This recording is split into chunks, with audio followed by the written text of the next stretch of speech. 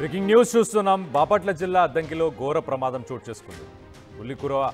బుల్లికుర్వలోని ఒక క్వారీలో ప్రమాదం చోటు చేసుకున్నట్టు మనకు సమాచారం అందుతుంది. అక్కడికక్కడే 6 కార్మికులు మృతి చెందారు. మరో 15 మందికి తీవ్ర గాయాలైనట్టు కూడా సమాచారం అందింది. గ్రానైట్ రాయిని తొలగిస్తుండగా ఈ ప్రమాదం చోటు చేసుకుంది. ఘటనా స్థలానికి కూడా ఫైర్ సిబ్బంది కావచ్చు, పోలీసులు కావచ్చు, వీళ్ళందరూ చేరుకొని అనుమతించట్లేదు. పోలీసులు కూడా ఎవరిని ఘటనా స్థలానికి వెళ్ళడానికి కూడా అనుమతించట్లేదు. ఇలాంటి సిట్యువేషన్ ప్రస్తుతం ఈ క్వారీలో చోటు చేసుకుంది. దీనికి బాపట్ల జిల్లాలోని అద్దంకిలో ఈ ఘోర ప్రమాదం చోటు చేసుకుంది. దీంట్లో 6 కార్మికులు అక్కడికక్కడే మృతి చెందారు. మరో 15 మందికి కూడా తీవ్ర గాయాలైనట్టు మనకు తెలుస్తుంది. గ్రానైట్కి సంబంధించిన ఈ క్వారీలో మరి బాంబ్ బ్లాస్టింగ్ చేశారా, మరి ఏంటి సేఫ్టీ నార్మ్స్ పాటించలేదా ఏంటి అనేది చూడాలి. దీనికి సంబంధించి మరిన్ని వివరాలు మా ప్రతినిధి శ్రీనివాస్ ఒంగోలు నుంచి మాట్లాడుతున్నారు. శ్రీనివాస్, చెప్పండి, అసలు సేఫ్టీ నార్మ్స్ ఏం పాటించలేదా? ఇది బాంబ్ బ్లాస్ట్ చేయడం వల్ల జరిగిన సంఘటననా? కళ్యాణ్, ఇక్కడ జరిగిన సంఘటన బట్టి చూసినట్టే బల్లిపురం మండలం గన్నమ్మకొండ వద్ద జరిగిన ఈ క్వారీలో జరిగినటువంటి ఈ ప్రమాదం ఆ బ్లాస్టింగ్ వల్ల జరిగింది కాదు. బ్లాస్టింగ్ తర్వాత కూడా ఆ క్వారీ బ్రిక్స్ ని వేరు చేస్తున్న సమయంలో ఈ ప్రమాదం సంభవించినట్టుగా కూడా ప్రాథమికంగా తెలుస్తుంది. ఈ ప్రమాదం సమయంలో కూడా సుమారు కార్మికులు 16 నుంచి 18 మంది ఉన్నారు. కాకపోతే ఆ ప్రాంతంలో ఆ క్వారీలో ఆ రాయిని తొలగించే సమయంలో ఆ రాయి కింద కొంతమంది పడి నలిగిపోవడం వల్ల స్పాట్ లోనే 4 చనిపోయినట్టు కూడా తెలుస్తుంది.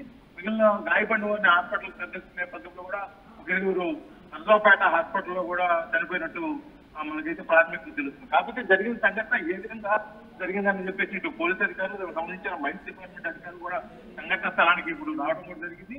ఆ సంఘటన స్థలంలో కూడా పూర్తిగా లోతైన విచారణ వాళ్ళు చేస్తున్నారు. ఎందుకంటే గతంలో ఈ బల్లిపురం ప్రాంతంలో అనేక ప్రమాదాలు జరిగినాయి, కానీ ఇంత పెద్ద ప్రమాదం జరగడం ఇటీవల కాలంలో ఇదే మొదటిసారి అవడం వల్ల కూడా వాళ్ళు పూర్తిగా కూడా వారు దిగ్భ్రాంతికి గురవుతున్న పరిస్థితి. ఏది ఏమైనప్పటికీ కూడా జరిగిన సంఘటన మీద విచారణ చేపట్టి మేము ఖచ్చితంగా అయితే నిజం అర్థాలు బయటకు తీస్తామని చెప్పేసి అధికారులు చెప్తున్నారు. కాకపోతే జరిగిన సంఘటన మీద ఏ కోణంలో జరిగిందంటే, ఇక్కడ గతంలో అనేక పర్యాయాలు విజిలెన్స్ అధికారులు కానీ, అదేవిధంగా డిపార్ట్మెంట్ కి సంబంధించిన వాళ్ళు కానీ లోతైన విచారణ చేశారు. అదేవిధంగా దాడులు చేసిన సమయంలో కూడా ఇక్కడ భద్రతా ప్రమాణాలు చాలా తక్కువగా పాటిస్తారని చెప్పేసి కూడా అప్పుడు నివేదికలో కూడా చెప్పడం జరిగింది. ఎందుకంటే ఉమ్మడి ప్రకాశం జిల్లాలో ఉన్నటువంటి బల్లిపురం, చేమకుర్తి గ్రానైట్ క్వారీలలో పూర్తిగా కూడా ఇతర రాష్ట్రాల నుంచి అదేవిధంగా కార్మికులు వచ్చి ఈ ప్రాంతాల్లో పనిచేస్తున్న పరిస్థితి కనిపిస్తుంది. కాబట్టి వాళ్ళకి పూర్తిగా భద్రతా ప్రమాణాలు పాటిస్తే ఇటువంటి ప్రమాదాలు చాలా వరకు తగ్గుముఖం పడతాయని చెప్పేసి గతంలో కూడా సేఫ్టీ మెజర్మెంట్స్ అధికారులు తెలియజేసినప్పటికీ కూడా ఇటువంటి ఆ భద్రతా ప్రమాణాలు లేకపోవడం వల్లే ఈ ప్రమాదాలు జరిగాయని కూడా చెప్పవచ్చు. ఎందుకంటే ఒక బ్రిక్స్ తొలగించేటప్పుడు వారికి కావాల్సిన బేసిక్ మెజర్మెంట్స్ ఉండాలి. అదేవిధంగా ఆ క్వారీలో ఉన్నటువంటి క్వాంటిటీ రాయి విస్తరణను బట్టి కూడా ఎక్విప్మెంట్ ఉండాలి. కాకపోతే ఆ ఎక్విప్మెంట్ ఏమీ లేకుండానే వాళ్ళు మాన్యువల్ గా తొలగిస్తుంటే జరిగిందా, లేకపోతే ఏదన్నా మ్యాన్ పవర్ తగ్గించుకునే ఉద్దేశంతో కూడా ఈ క్వారీలో ఈ పొక్లెండర్ జేసీబీలు పెట్టి తొలగించే సమయంలో ఈ ప్రమాదం జరిగిందని చెప్పి మనలో కూడా విచారిస్తున్నా. కాకపోతే జరిగిన శ్రీనివాస్, ఈ చనిపోయిన వాళ్ళంతా ఎక్కడికి సంబంధించిన వాళ్ళు? మన రాష్ట్రానికి అంటే తెలుగు రాష్ట్రాలకు సంబంధించిన వాళ్ళ, లేకపోతే బీహార్, యూపీ నుంచి వచ్చిన వాళ్ళ? అండ్ ఈ క్వారీకి సరైన పర్మిషన్స్ అన్నీ ఉన్నాయా? సేఫ్టీ నార్మ్స్ కానీ ఇవన్నీ ఎందుకు పాటించట్లేదు? ఇది గత కొంతకాలం నుంచి క్వారీ భద్రతా ప్రమాణాలకి తప్పిస్తే మిగతా అనుమతులు పూర్తిగా కూడా మైన్స్ డిపార్ట్మెంట్ కి తీసుకున్నట్టయితే కనిపిస్తుంది. కాకపోతే ఇక మృతుల్లో కొంతమంది స్థానికులు కూడా ఉన్నట్టు తెలుస్తుంది. కాబట్టి మృతుల వివరాలు ఇంకా తెలియలేదు. వాళ్ళు డీటెయిల్స్ తీసుకున్న పనిలో పోలీసు అధికారులు అయితే ఉన్నారు. అదేవిధంగా ఈ భద్రతా ప్రమాణాలే ఇక్కడ ప్రధాన అంశంగా చెప్పుకోవచ్చు కళ్యాణ్. ఎందుకంటే ఈ భద్రతా ప్రమాణాలు లేక ఎటువంటి ప్రమాదాలు జరుగుతుంటాయి. ఎందుకంటే బ్లాస్టింగ్ జరిగిన సమయంలో ఇంత దూరంలో వాళ్ళు కార్మికులు ఉండాలి. అదేవిధంగా ఆ బ్రిక్ ఏదైతే ఉంటుందో పంట ప్రాంతం నుంచి ఆ రాయిని తొలగించే సమయంలో కూడా కొంత దూరము ఉండాల్సిన పరిస్థితి. కేవలం నిపుణులు మట్టికి ఆ దగ్గరలోని సేఫ్టీ మెజర్మెంట్స్ అంటే కొద్ది రోప్ తో కానీ, అదేవిధంగా క్రేన్ లో కానీ ఉండి ఆ రాయిని తొలగించే విధానం దగ్గరుండి పర్యవేక్షించాల్సిన పరిస్థితి. కాబట్టి ఈ కార్మికులు అంత దగ్గరగా ఎందుకున్నారు? సుమారు ఒక రాయి దగ్గర 16 మంది కార్మికులు ఉన్నారంటే అది ఏ స్థాయిలో ఉన్నటువంటి రాయి, అసలు ఎందుకు ఉండాల్సి వచ్చినది అనే కోణంలో కూడా విచారణ చేయాల్సిన పరిస్థితి ఉంది. కాకపోతే జరిగిన సంఘటన మీద అయితే బట్టి ఇటు డిపార్ట్మెంట్ మైన్స్ డిపార్ట్మెంట్ వాళ్ళు, అదేవిధంగా పోలీస్ శాఖ వాళ్ళు అయితే విచారణ చేస్తున్నారు. ఇప్పుడే ఆ సంఘటన స్థలం నుంచి కూడా అధికారులు వచ్చి ఉన్నారు. లోపలికి కూడా ఎవరు రాణించిన పరిస్థితి అయితే కనిపిస్తుంది.